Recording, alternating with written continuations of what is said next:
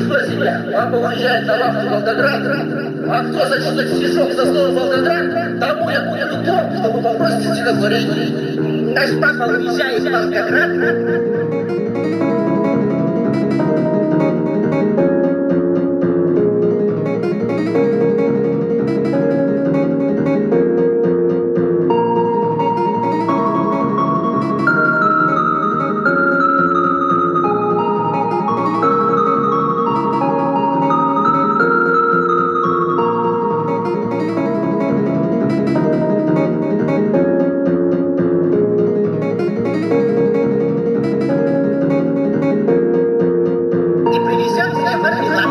Молодец, Ленка, привезу.